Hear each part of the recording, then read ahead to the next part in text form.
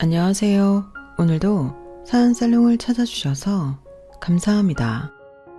아주 어린 시절 철없는 행동으로 다른 사람 인생을 완전히 바꿔놨다면 그건 용서받을 수 있는 기회가 있을까요? 아니면 죽을 때까지 죄인의 심정으로 언제 심판받아도 겸허히 받아들일 준비를 하고 있어야 할까요? 모든 것이 괴롭고 혼란스러운 시간들이었어요. 그래서 청취자 여러분들께 진심으로 자문을 구하고 싶어서 이렇게 어렵게 사연을 씁니다.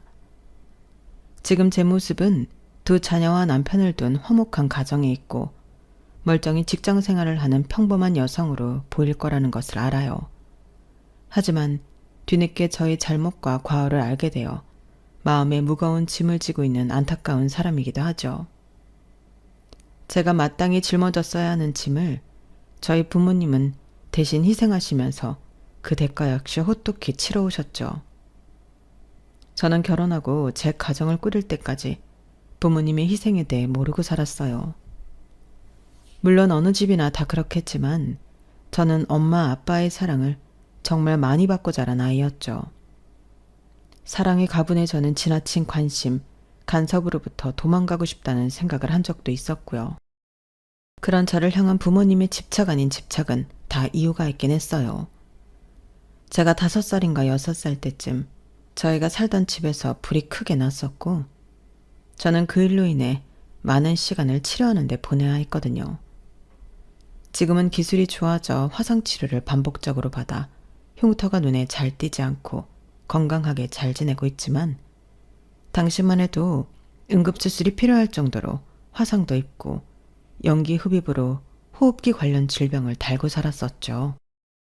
저는 4년 동안이나 병원 신세를 져야 했고 그 때문에 초등학교 진학도 남들보다 2년이나 늦어졌죠. 엄마와 아빠는 아픈 저를 돌보느라 많은 고생을 하셨고 까맣고 윤기 나던 머리카락이 새하얗게 변하기 시작했어요. 무엇보다 부모님을 가장 걱정되게 만들었던 것은 바로 제가 말을 못하고 기억을 잃었던 부분인데요. 충격이 컸는지 실어증 증세는 1년 가까이 지속되다 나아졌고 그 전에 기억을 하기 싫은 건지 정말 안 나는 건지 부모님께 계속 모르겠다고만 했다고 하시더군요. 그래서 저는 화재가 나기 전 부모님과 갔었던 재미난 장소, 놀이, 추억들을 대부분 기억하지 못했고 화재가 나던 날 역시 전혀 기억이 없었죠. 그때는 제가 워낙 어렸어서 기억을 못한다는 것이 그다지 큰 영향을 주진 않았어요. 다들 어릴 때 기억은 곧잘 까먹고는 하니까요. 하지만 제가 잃어버린 그 기억 너머에 아주 큰 진실이 있었다라는 것을 30여 년이 훌쩍 지나고 알게 되었어요. 어쨌든 하나밖에 없는 딸을 화마에 잃을 뻔했던 부모님은 저에 대한 걱정을 항상 껴안고 살게 되신 거예요. 학교를 늦게 입학하게 되었다는 사실도 인지 못했는데 혹여나 부모님은 제가 기죽을까 항상 말씀하셨어요. 선미야, 네가 아파서 학교를 남들보다 조금 늦게 들어간 건 사실이야. 그런데 누군가 그런 걸로 너를 놀린다거나 괴롭히는 것은 정말 나쁜 짓이야. 혹시라도 그런 일이 있으면 당장 선생님이나 엄마 아빠한테 말해야 돼. 알았지? 지금 네 팔이나 다리의 일부가 온전치 않아서 조금 쭈글거릴 수 있어. 그런데 그런 것은 아무것도 아니야. 엄마가 다 고쳐줄 거야. 기죽지 말고 선미 너는 네가 할 일만 하면 돼. 알았지? 저는 당시 엄마가 절대 기죽지 말라는 말을 잘 이해하지는 못했지만 엄마의 결연했던 표정은 아직도 잊지 못해요. 엄마의 말과는 다르게 학교에서 짓궂은 놀림도 받고 은근한 따돌림도 당했지만 저는 씩씩하게 학창 시절을 잘 보냈어요. 공부도 열심히 했죠. 고등학교 때는 전교 부회장까지 했을 정도로 학교 생활을 성실히 했어요. 부모님에게 걱정을 끼칠 만한 일은 하지 않는 모범적인 딸이었죠.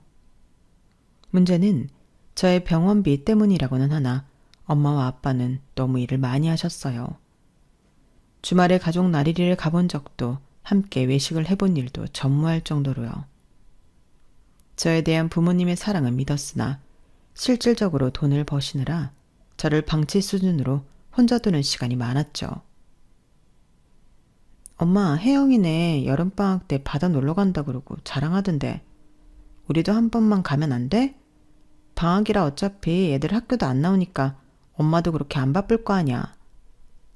당시 엄마는 학교 앞에서 분식집을 하고 계셨고 주말이나 방학 때는 또 다른 일을 찾아다니며 하셨었어요. 엄마도 우리 선미랑 바다 가고 싶은데 기숙이모가 리조트 방 청소하는 거 단기로 사람 구한다고 하네. 여름 성수기라 돈도 다른 때보다 더 쳐준대. 3주 정도만 가서 일 바짝 하고 오면 우리 선미 맛있는 것도 사줄 수 있어. 우리 바다는 다음에 가면 안 될까? 다음에 언제? 재작년에도 다음에 가자, 작년에도 다음에 가자 그랬으면서 올해도 다음이야? 도대체 그 다음이 언젠데? 부모님이 저 때문에 더 악바리처럼 일하고 돈 버시다는 사실을 모르는 것은 아니지만 가끔은 우라가 치밀어 한 번씩 대들고는 했어요. 엄마가 미안해. 엄마랑 아빠가 많이 부족해서 그래. 우리 선미도 놀러 가고 싶을 텐데 엄마랑 아빠가 빨리 돈 많이 벌어서 우리 선미랑 좋은 데도 놀러 가고 맛있는 것도 많이 사줄게. 조금만 기다려줘. 응? 몸이 부서져라 일하시는 것은 엄마뿐이 아니었죠. 아빠는 도배 일을 하셨는데 일이 없을 때도 쉬지 않고 일용직이라도 찾아다니시는 분이었어요. 매일 허리 아프다, 다리가 아프다 하시면서도 다음날 새벽같이 일터에 나가는 아빠의 뒷모습을 보면 저는 마음속 깊이 덜어지지 않는 채무감에 괴로워했어요. 그저 저는 착하고 말썽 안 피우는 딸로 군말 없이 자라야 했죠. 그렇게 학창시절을 다 보내고 좋은 성적으로 명문대까지 합격을 했어요. 물론 다른 신입생보다 서너 살이나 많긴 했지만요. 대학에 들어가서도 저는 오로지 제 미래를 위해 끊임없이 노력했죠. 부모님의 노고를 덜어드리기 위해 시간을 쪼개며 과외 아르바이트를 하기로 했어요. 병원에 있는 시간만큼 남들보다 늦게 시작했기 때문에 마음이 더 조급해 정말 열심히 공부하고 성실히 살았죠. 그 결과 저는 교사의 꿈을 이루었어요. 그것도 단 2번의 시험을 치르고 합격을 했죠. 우리 선미 너무 장하다. 엄마도 모르게 눈물이 계속 나네. 정말 대단해 우리 딸. 이렇게 잘 커져서 고마워. 부모님은 제 합격 소식에 눈물을 흘리시며 2 손을 잡고 감격에 겨워 말씀하셨어요. 그러니까 이제 아팠던 과거 다 잊고 앞으로 나아갈 생각만 하자. 선미야, 우리 딸 너무 대견하고 기특해. 이게 다 엄마랑 아빠가 잘 키워준 덕분이지. 앞으로 내가 더 잘할게요. 그런 말 하지 마. 지금까지 우리 선미 정말 잘해왔어. 엄마랑 아빠가 정말 많이 미안해. 뭘 맨날 미안하대. 엄마랑 아빠가 힘들게 일해서 내 뒷바라지 해준 건데 너무 고마워요. 저희 세 식구는 이제 행복할 일만 남았구나 싶었죠. 하지만 제가 경제활동을 시작한 이후에도 부모님의 노동 강도는 1도 줄지 않았어요. 너무 답답한 마음에 가끔 본심과 다르게 표현할 때도 있었죠. 엄마, 내가 많이 버는 건 아니지만 그래도 엄마가 이렇게까지 고생스럽게 일할 정도는 아니잖아. 이제 좀 쉬엄쉬엄 해 제발. 아니야. 이제는 쉬려고 하면 몸이 더 아파. 원래 일하던 사람은 계속 움직여줘야지 오히려 건강하다니까. 거짓말하지 마. 저 서랍 속에 파스랑 진통제가 가득 있던데 뭐. 아빠도 지난주에 발톱이 빠져서 절뚝거리던데 오늘 또 일 나갔어. 선미야, 걱정하지 마. 우리는 다 견딜만 하니까 하는 거야. 하나도 안 힘들어. 너는 앞으로 네 걱정만 해. 알았지? 30년을 그렇게 뼈 빠지게 고생했으면 몇 억이 뭐야. 몇십억은 벌었을 것 같은데. 도대체 왜 우리는 아직 사는 게 이 모양 이 꼴이고 항상 뭐가 부족해서 허덕이고 도대체 우리 집은 뭐가 문제인 거야. 엄마랑 아빠가 그렇게 몸 바쳐서 돈을 버는데. 결국 저도 눈물이 터지고 말았죠. 미안해 선미야. 우리가 너무 기초가 없어서서 그래. 이제 점점 괜찮아질 거야. 우리 선미 시집은 근사하게 해서 보내야 되니까 그때까지만 조금 더 열심히 할게. 어? 우리 딸 울지 말고 엄마 이해 좀 해줘. 나 마음이 무거워.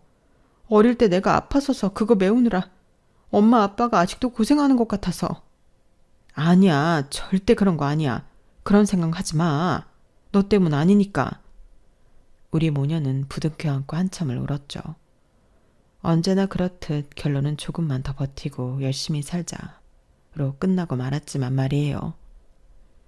저는 교사 일이 아주 잘 맞았어요. 아이들도 너무 예쁘고 눈높이에 맞춰서 가르쳐주는 재미에 보람과 성취감을 크게 느꼈죠. 그러다 문득 들었던 것이 제 자신의 아이도 잘 기를 수 있을 것 같다는 생각이었어요. 그런 상상에 한참 빠져 있을 때쯤 운명처럼 제게도 사랑이 다가왔어요. 우연한 자리에서 알게 된 그는 첫 만남부터 제게 확실히 호감을 표현해왔고 저 역시 그가 나쁘지 않았어요. 그는 친절했고 배려심이 넘치는 남자였어요. 선미야, 우리 결혼하자. 정말? 제게도 저만의 가정이 생기게 되었어요. 그리고 너무 사랑스러운 아들과 딸까지 품에 안았죠. 한 부부의 딸이었던 제가 한 남자의 아내이자 두 자녀의 엄마가 되었다는 사실이 벅차고 행복했어요. 물론 부모님 역시 가슴 벅차게 좋아하셨죠. 그렇게 우리 네 식구의 시간들이 흘러갔고 남편은 계속 자가를 마련할 기회를 엿보고 있었어요. 애들이 더 크기 전에 자리 잡아야 돼. 계속 전세만 살다가 나중에 이리저리 옮겨다니면 애들한테 안 좋을 거야. 그건 그렇지. 그런데 우리 가지고 있는 돈으로 자가 마련은 꿈도 못 꾸잖아. 대출받는 한 개도 다 끌어다 썼고. 그래도 할 수 있는 데까지는 해봐야지. 이번 청약도 한번 넣어볼게. 저희 부부는 청약 당첨을 시도했지만 계속해서 좋은 결과가 보이지 않았어요. 그러다 결혼 10주년에 드디어 대박이 터졌어요. 자기야, 당첨이야, 당첨. 우리 청약 당첨됐어. 진짜? 와, 우리 이제 진짜 우리 집이 생기는 거야? 세상에 이럴 수가. 너무 좋아. 놀랍게도 안 될 거라고 생각하고 모험처럼 넣었던 청약이 드디어 당첨이 된 거예요. 위치가 좋아 교통도 편하고 아파트 평수도 내 식구 살기에 알맞은 곳이었죠. 하늘의 별 따기라고 소문난 이번 청약에 저희가 드디어 당첨이 되었죠. 저희 부부는 들떠서 어쩔 줄 몰라 했어요. 하지만 기쁨도 잠시 돈을 더 마련해야 하는 현실에 고민거리가 생기고 말았어요. 주변에 물어봤는데 수액도 아니고 집 사는데 보탤 그만한 돈이 어딨냐고 다들 거절하네. 하긴 나 같아도 선뜻 빌려주기 힘들지. 이거 놓치기에는 너무 아까운 아파트잖아. 우리 꼭 잡아야 돼. 알지. 내 퇴직금 다 당겼어도 한참 모자라. 정말 어쩌면 좋지? 우리 부모님한테 얘기해볼까? 혹시 모아둔 돈 있는지? 그거 장인어른 장모님 노후자금 모아놓으신 거 아니야? 그런 건 건드리면 안 될 것 같아. 그거 말고도 있는지 한번 내가 여쭤볼게. 당연히 저는 사실 저희 부모님이 그 정도는 도와주실 거라 생각했어요. 두 분 다 워낙 열심히 일하고 사셨고 사치도 하지 않아 모아둔 돈이 많을 거라고 생각했거든요. 태어나서 처음으로 부모님께 돈을 빌려달라는 말을 어렵게 꺼냈어요. 저기 우리 이번에 청약이 됐거든. 진짜 다리도 좋고 애들 학군도 좋고 평수도 꽤 넓어. 이거 놓치면 진짜 평생 후회할 것 같아. 엄마랑 아빠가 조금만이라도 도와줄 수 없을까? 이런 순간을 위해 열심히 모아놓으라며 돈을 뭉텅이로 제 앞에 꺼내놓으실 부모님을 상상했지만 현실은 많이 다르더군요. 선미야, 오해하지 말고 들어. 엄마랑 아빠도 당연히 너희 식구 집 산다는데 돈 보태주고 싶은데 좀 어려울 것 같아. 어? 어렵다고? 왜? 우리도 그렇게 형편이 넉넉지 않아서. 저는 그 순간 30년 넘게 참아온 울분이 한꺼번에 쏟아지고 말았어요. 넉넉지 않다고? 정말 미안해 선미야. 그럼 엄마랑 아빠는 도대체 언제 넉넉해지는데? 선미야, 지금까지 나 살면서 사치 부려본 적도 없고 남들 다 가는 어학연수 같은 거 꿈도 꿔본 적 없어. 대학교도 밤낮으로 아르바이트 하면서 학비 메꾸고 다녔고 결혼할 때도 엄마 아빠한테 손 안 벌렸어. 그런데 그런 딸이 이제 집 마련할 기회가 생겨서 어렵게 돈 빌려달라고 말을 한 건데 뭐? 형편이 넉넉치 않다고? 엄마랑 아빠가 온몸 다 바쳐서 이런 것만 해도 지금 몇십 년이야. 다른 사람들 같으면 그렇게 돈 벌어서 벌써 집도 사고 건물도 샀을 거라고. 그런데 아직도 나한테 형편이 어렵다는 말을 해? 차라리 빌려주기 싫다고 솔직히 말을 해. 아니야, 아니야, 선미야. 그런 거 아니야. 그런 게 아니면 더 화가 나. 그동안 그렇게 악착같이 일해서 모은 돈은 도대체 다 어디 있는 거야? 둘이 나 몰래 빚이라도 왕창 졌어? 사기라도 당한 거야? 도대체 왜 그렇게 열심히 벌면 있어야 되는 돈이 다 어디 간 거냐고. 저는 울분을 참지 못하고 눈에 실핏줄까지 터져가며 큰 소리를 쳤어요. 열심히 살아도 좀처럼 나아지지 않는 이 지긋지긋한 집안에 넌덜머리가 났죠. 말 좀 해봐. 어? 나 몰래 무슨 일을 벌인 거야?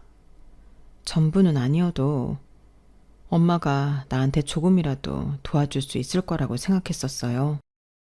이 정도로 엄마랑 아빠한테 돈이 없었다고? 내 상식으로는 전혀 이해가 안 돼. 도박을 하고 유흥으로 탕진하지 않는 이상 그동안 뼈 빠지게 번 돈이 도대체 다 어디로 사라졌다는 건데. 해외여행도 한 번 안 가본 사람들인데 그 돈이 다 어딨냐고. 돈에 발이라도 달린 거야? 속 시원하게 얘기 좀 해봐. 저는 거의 발악을 하는 수준이었어요. 그럼에도 부모님은 고개를 숙여 눈물만 떨구고 계실 뿐 아무 말도 하지 못하셨죠. 알았어. 앞으로 엄마랑 아빠 앞에서 절대 돈 얘기 안 할게. 나도 지긋지긋해. 이 거질골 같은 집안. 선미야, 아파트를 사든지 말든지 나랑 김서방이 알아서 할게. 하지만 당분간 엄마랑 아빠 얼굴 보고 전처럼 다정하게 대할 자신 없어. 우리 서로 연락하지 말고 보지도 말고 좀 지내자. 딸이 가장 필요한 시기에 부모한테 외면받는다는 것이 너무 상처네. 건강하세요. 선미야. 저는 그 길로 집에서 뛰쳐나왔어요. 지금 제가 부모님 가슴에 못을 박은 것을 알면서도 다시 돌아가고 싶지 않았죠. 답답하고 먹먹했어요. 그날 저는 차가운 날씨에 바람을 맞으며 한참을 걷다 집에 들어가 그 후 며칠을 지독한 감기로 앓아야 했죠. 아파서 누워있는 동안 부모님께 너무 죽을 만큼 미안하면서도 원망스러운 이상한 감정이 들었어요.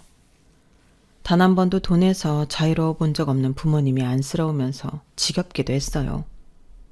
그런 오만 감정이 드는 순간에도 엄마와 아빠는 번갈아가며 제게 연락을 해오셨어요. 하지만 저는 답장 한 번 하지 않았죠. 선미야, 우리가 다 잘못했다. 돈은 어떻게든 구해볼게. 화 풀렴. 못난 부모 만나서 우리 딸이 너무 고생이 많다. 모든 것이 다 우리 탓이야. 선미야, 오해하지 마. 오해를 풀고 싶은데 어떻게 풀어야 할지 정말 고민이 많이 된다. 연락 좀 다시 해주겠니? 마음이 너무 아프구나. 엄마의 마지막 메시지는 제게 모든 사실을 알려주고 싶단 말이었어요.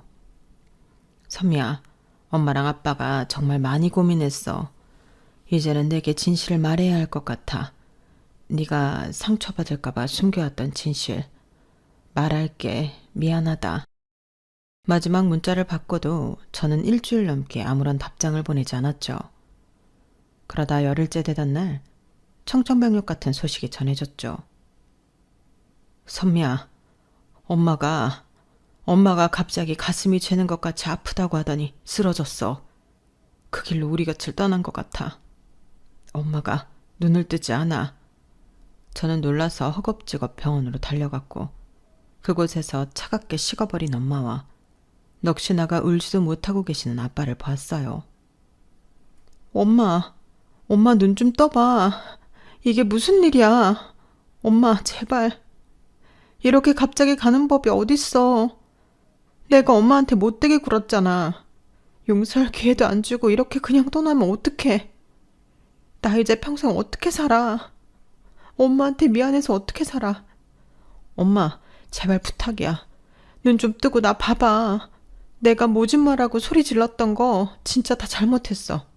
이렇게 가지 말아줘. 어? 나 다시 착한 딸 진선미 될게. 엄마 미안해. 제발. 제발 일어나서 괜찮다고 말 좀 해줘. 제 절규에도 엄마는 눈을 뜨지 않았어요. 그 후에도 저는 울다가 기절하다가를 반복하며 몸을 가누지 못했죠. 남편도 제가 마지막으로 엄마에게 못되게 하고 나온 것을 아는지라 영전 앞에서 무릎을 꿇고 눈물만 흘리고 있더군요. 장모님, 정말 죄송합니다. 선미가 괜히 저를 만나서 고생만 하고 장모님께 모진 소리만 했는데 이렇게 그냥 가버리시면 어떡합니까? 선미도 저도 이 마음의 죄책감을 갖고 앞으로 어떻게 살아가야 합니까? 정말 죄송합니다, 장모님. 거의 반 미친 사람처럼 있는 저 때문에 모든 장례 절차는 아빠와 남편이 도맡아 하게 되었어요. 저는 당장이라도 제 목숨과 엄마의 목숨이라도 바꾸고 싶은 심정이었죠. 돌아가시기 전 마지막에 아파트 돈 이야기를 하면서 엄마 앞에서 악을 쓰며 대들고 큰 소리를 쳤던 일이 계속 생각나더군요. 제 혀를 잘라서라도 없던 일로 모르고 싶었어요. 괜히 저 때문에 엄마가 돌아가셨다는 죄책감이 들기도 하고 이 모든 악몽이 진짜 꿈이었으면 좋겠다고 생각했죠. 괴로워서 저도 엄마를 따라가고 싶다는 생각에 빠진 순간 제 아이들이 저를 불렀어요. 엄마, 괜찮아? 여기 물 좀 마셔. 고사리같이 작은 손으로 물을 떠다 제 입을 적셔주는 아이를 품에 안고 저는 얼마나 울었는지 몰라요. 이 아이들이 그나마 저를 살리는 것 같더군요. 아이들을 보며 그래도 기운을 차려야겠다 싶었어요. 저까지 무너지면 우리 아이들은 어떻게 될지 모르니까요. 자세를 고쳐 앉고 장례부터 잘 마무리하기 위해 마음을 다잡았어요. 아빠, 미안해. 나 때문에. 정말 미안해요. 내가 그랬으면 안 됐는데. 아빠는 말없이 가만히 제 등을 토닥여 주셨어요. 선미야, 괜찮다. 너 때문이 아니야. 그런 마음 갖지 마. 엄마 작년부터 심장 쪽이 안 좋다는 소견 받았었어. 내가 정밀 검사도 하고 진득하게 치료도 받으면서 좋아질 때까지 좀 쉬라고 수도 없이 말했는데 결국 쓰러질 때까지 일을 하다니. 에휴, 네 엄마 불쌍해서 어쩜 좋니? 건강이 안 좋았는데 나는 알지도 못하고 있었네. 좀 더 신경 쓸걸. 억지로라도 일 그만두게 할걸. 너무 못난 딸이었네. 내가 너무 못났어. 평생을 한번 못 쉬고 일만 하다간 우리 엄마. 미안해. 눈물이 마르지가 않았어요. 엄마의 건강이 나빠졌는지도 모르고 그동안 모은 돈 다 어디 있냐며 악다구니를 했던 제 자신이 다시 한번 미워졌어요. 그때였어요. 할머니, 저예요, 다솜이. 중고등학생쯤으로 보이는 한 여자아이가 엄마의 영정사진 앞에서 주저앉아 구슬피 울고 있는 것이 보였어요. 엄마 주변에는 제 아들과 딸을 제외하고는 어린 친구가 있을 턱이 없는데 몹시 의아했죠. 심지어 아이는 매우 슬픈 얼굴로 엄마를 보며 할머니라고 외치고 있어 더 궁금해졌죠. 제가 여기 돌아가신 분 딸인데요. 혹시 저희 엄마랑 어떤 관계인지 물어봐도 될까요? 제 말에 그 아이는 고개를 돌려 신발을 벗지도 못하고 눈물만 적시고 있는 한 중년 여성을 쳐다보더군요. 저는 이 두 조문객을 처음 볼 뿐만 아니라 무슨 상황인지 이해가 되지 않았어요. 저는 밖에서 울고 있는 여자에게 다가갔어요. 혹시 아내, 저 아이와 함께 오신 건 맞나요? 아이가 혼자 울고 있길래 정말 죄송하지만 제가 안면이 없어서 그런데 어디서 오셨는지 여쭤봐도 될까요? 아니, 신발부터 벗고 들어오시죠. 여자는 너무 울어서 비틀거리기까지 하더군요. 제 부축을 받아 안으로 들어온 여자는 더 목을 놓고 울기 시작했어요. 한 번도 본 적 없는 한 중년 여자와 한 아이가 엄마 앞에서 통곡을 하는 광경이 몹시 생경했어요. 그때 조문객을 보고 나온 아빠는 깜짝 놀라시더군요. 정아야, 다솜아, 여기는 어떻게? 할아버지! 다솜이라는 아이가 저희 아빠 품에 달려와 안기더군요. 할머니 진짜 가신 거예요? 멀리서 어떻게 여기까지 왔어? 엄마가 마지막으로 할머니 보러 꼭 가야 한다고 해서. 정아야, 일어나렴. 중년 여자는 힘겹게 일어나더니 아빠를 보고는 또다시 눈물을 터뜨리기 시작했어요. 죄송해서 어떻게 해요, 아저씨. 정아, 네가 죄송할 게 뭐가 있냐? 그런 말 하지 마라. 저는 너무 궁금해서 아빠에게 여쭤봤어요. 아빠, 어떻게 하시는 분이에요? 엄마랑 관계가... 아빠는 우물거리며 쉽게 말을 하지 못하시더군요. 그게 우리 자리에 앉아 이야기를 하자꾸나. 정아랑 다솜이도 이리 오렴. 저는 어리둥절한 얼굴로 아빠 손에 이끌려 자리에 앉았어요. 중년 여성은 저를 힐끔 보더니 말하더군요. 이 친구가 선미군요. 그래, 우리 딸 선미야. 처음 보지? 저를 아세요? 저는 이정아라고 합니다. 여기는 제 딸 다솜이고요. 선미야, 지금부터 아빠가 하는 말 잘 들어라. 어쩌면 내게 아주 큰 충격일 수도 있어.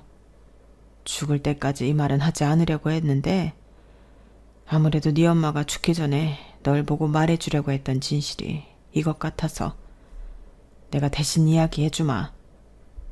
무슨 이야기인진 몰라도 말하기 꺼려하며 뜸들이는 아빠가 드디어 입을 여셨어요. 여기 정아는 너를 구해주신 분의 딸이야. 나를 구해주신 분? 누구? 예전에 너 아주 어렸을 때 집에 불났던 거 기억하지? 그것 때문에 병원에 아주 오래 있었잖아. 기억하죠. 그걸 어떻게 잊겠어. 그런데 그게 이분과 무슨 연관이 있단 말이에요? 화재가 나고 네가 병원에 있는 동안 전의 일을 잘 기억을 못하더구나. 불이 난 그날도 네 엄마랑 나는 차라리 잘 됐다 싶었다. 네가 싫어했다는 것을 알면 평생 네 마음이 괴로울 것 같아서. 게다가 그 불로 인해 소방관이자 여기 정아 아버지인 이수영 씨가 세상을 달리하셨다. 저는 난생 처음 들어보는 이야기에 말문이 턱 막혔어요. 어? 그게 다 무슨 말이야, 아빠? 그때 집에 난 불은 네가 성냥으로 불장난을 하다가 불을 낸 거야. 내가 그랬다고? 경찰이고 누구고 와서 어떻게 불이 났는지를 묻는데 네가 기억을 전혀 못했어. 너도 충격이 너무 컸겠지. 거의 죽다가 살아나온 거니까. 정말 내가 불장난들해서 집에 불이 난 거라고? 어릴 때는 그냥 넘길지 몰라도 네가 성인이 되어서 네 실수로 그런 일이 있었다는 것을 알면 굉장히 힘들어할 것 같았어. 그래도 진실은 알려줬어야지. 난 여태껏 다른 사람의 실수로 불이 났고 평생 내가 피해자라고 생각하며 살았단 말이야. 엄마랑 아빠한테 그날 일을 물어도 잘 얘기도 안 해주고. 불이 나고 소방차가 출동했어. 소방관들 중에 정아 아버지가 불길이 치솟는 집 안으로 들어가서 너를 구해서 안고 나오셨어.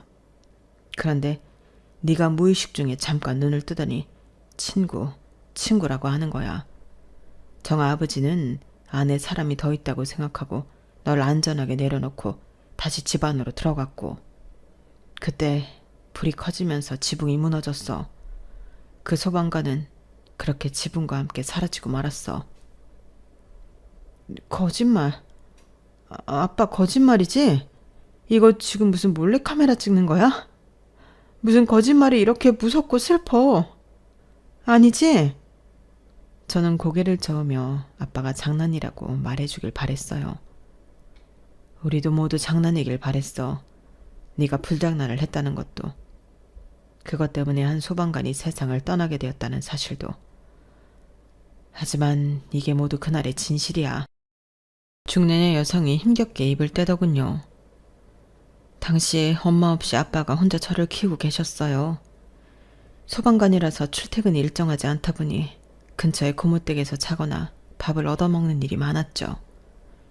제가 연 1살이던 어느 날 학교에 다녀왔더니 고모가 저를 부둥켜 안고 울더군요.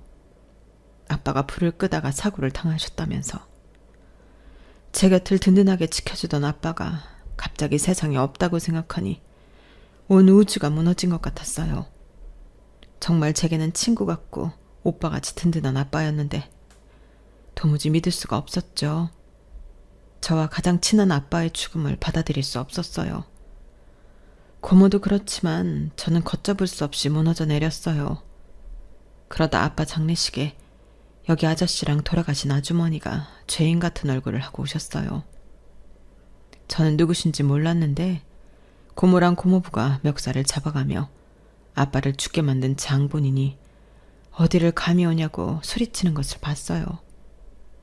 그렇게 두 분께 막말을 하고 막대하는데도 아저씨랑 아주머니는 눈물만 흘리면서 정말 죄송합니다. 평생 저희가 어떻게 해서든 은혜를 갚겠습니다. 정말 죄송합니다. 용서해 주십시오 하고 비시더라고요. 어린 제 눈에는 이해가 되지 않았죠. 하지만 나중에 알게 되었어요. 그때 그 죄인의 얼굴을 하고 고모의 막말과 고모부의 손찌검을 받아가면서도 아무 말 못했던 두 분이 누구신지를요. 저는 너무 기가 막혀 아무 말도 할 수가 없었어요. 엄마와 아빠에게 그런 일이 있었다니. 그런 것을 내가 하나도 모르고 있었다니. 아빠. 저는 아빠를 보며 눈물을 훔쳤고 아빠도 역시 고개를 떨구고 계셨어요. 장례식이 끝나고 시간이 흐른 다음 고모가 말해주었어요. 어떤 꼬마아이가 불장난을 해서 불이 났고 그 집에서 아빠가 돌아가셨다고. 그리고 장례식에 온 두 분이 그 꼬마의 부모였다고. 불장난을 했다는 그 꼬마도 건강이 좋지 않아 병원에서 치료를 받고 있다는 얘기를 들었어요. 저는 그제서야 이해가 되었죠. 아저씨나 아주머니가 직접 하신 잘못은 없지만 당신들의 딸을 위해서 그런 수모까지 당해가면서 용서를 구하러 오신 거였구나 생각이 들더군요. 가슴이 먹먹했어요. 저분들도 누군가의 아빠, 엄마이고 그 아이도 지금 아파서 누워있을 텐데 저 죄책감을 평생 가슴에 안고 어떻게 살아가실까 하고 어린 나이였지만 가슴이 아팠어요. 그런데 그 후에도 두 분이 다시 저와 고모를 찾아오셨어요. 아빠 없는 저를 부족한 것 없이 뒷받침해주고 싶다고 하시면서요. 저는 당시에는 그게 무슨 뜻인 줄 몰랐어요. 그런데 중학교, 고등학교, 심지어 대학교에 가서도 넉넉하지는 않지만 부족함 없이 클 수 있었고 그게 다 아저씨 아주머니가 제게 도움을 주고 계셨다는 것을 알았죠. 여기 선미 씨도 그때 화재로 건강이 나빠 학교도 늦게 들어갔다고 들었어요. 아저씨 아주머니 딸 걱정만 해도 힘드실 텐데 몇 년 동안 절 몰래 후원해 주신 거예요. 그렇게 해서라도 마음의 짐을 좀 내려놓고 싶었단다. 정아야, 선미야. 아빠는 눈물을 훔치며 소주를 한 잔 따라 드셨어요. 두 분 덕분에 큰 어려움 없이 자랄 수 있었어요. 제가 사회생활을 시작하고 결혼을 하고 아이를 낳고도 계속 도움을 주셨어요. 저는 괜찮다고 그만 미안해 하셔도 된다고 거절했지만 소액이라도 보내주시면서 이걸로라도 저희 아빠의 은혜를 갚고 싶다고 하셨어요. 그게 벌써 20년, 아니 30년이 넘었네요. 엄마와 아빠가 그렇게 뼈를 갈아가며 일해서 돈을 벌었던 이유와 그럼에도 불구하고 넉넉하게 살지 못했던 이유를 저는 그제서야 알게 되었어요. 머리를 망치로 얻어맞은 듯 어지러웠어요. 제 아이 다솜이가 태어나고 자라는 것도 다 봐오셨고 친손주처럼 예뻐해 주셨어요. 저도 아주 처음에는 아빠를 잃은 원망을 두 분께 전가했었는데 이렇게 오랫동안 제 삶을 바라봐 주시고 응원해 주시는 모습에 제가 더 감동을 받았어요. 그때 선미 씨도 그냥 어린 5살 꼬마였을 뿐인데 그 딸의 실수 때문에 선미 씨 아버지 어머니는 평생을 죄인처럼 사셨던 거예요. 제가 제 딸을 낳아보니 그게 정말 어려운 일이라는 것을 다시 알게 되었죠. 게다가 선미 씨가 오래 병원에 입원해 있었으니 부모인 우리가 뭐든지 할 테니 우리 딸은 건강만 해다오 하는 심정이 이해가 되었어요. 선미 씨 부모님은 선미 씨를 위해 정말 모든 것을 바치셨던 거예요. 선미 씨 부모님이시지만 이제는 제 부모님같이 느껴지는데 아주머니가 갑자기 심장마비로 돌아가셨다는 소식에 너무 놀라서 달려왔어요. 저는 두 분을 위해 뭐 하나 좋은 것 해드린 적 없는데 저를 위해, 그리고 선미 씨를 위해 아저씨랑 아주머니가 평생 열심히 일해 오신 것 알아요. 그래서 더 가슴이 아파요. 매번 주시기만 하고 저는 드린 것이 없어서. 아직도 이수영 소방관님을 생각하면 가슴이 아프다, 정아야. 미안하다.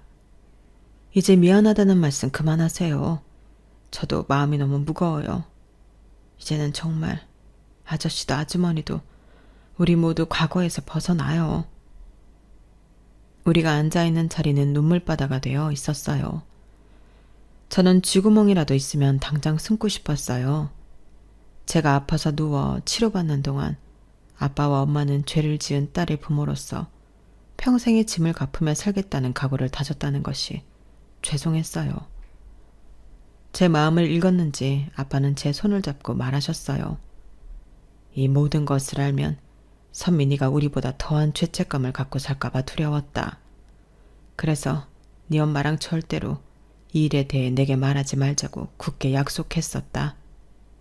정원이는 우리가 몰래 도와주면 되는 거니까. 그런데 지난번 네가 집에 갔다 간 이후로 네 엄마가 많이 심란해했어. 우리가 그렇게 죽도록 일했는데 왜 보태줄 돈이 없냐고 원망하는 내게 변명이라도 하고 싶다고. 엄마가 울면서 그러더라. 엄마가 며칠을 너무 힘들어하길래 그러면 선민에게 진실을 알려주고 이해를 구하자고 나랑 결정했어. 그런데 너를 다시 만나기 전에 네 엄마가 쓰러지고 만 거야.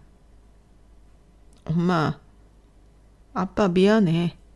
나 때문에 평생을 그렇게 고생만 하고 나 때문에. 네가 아니라 다른 부모였어도 그렇게 했을 거야. 정아 아버지가 너를 구해주시고 가셨으니 너는 더 잘 살아야 하고 더 의미 있게 살아야 해. 약한 마음 먹고 나쁜 생각하면 안 돼. 그래요, 선미 씨. 우리 이제 모두 과거의 굴레를 다 벗어나요. 나도 편하게 우리 아빠 보내줄게요. 선미 씨도 아주머니 편히 쉴 수 있게 잘 보내드리세요. 우리 다 이제 좀 편하게 살아요. 죄송합니다. 이 모든 것이 다 저로 인해. 몇십 년이나 늦었지만 지금이라도 제가 직접 사과드릴게요. 정말 죄송합니다.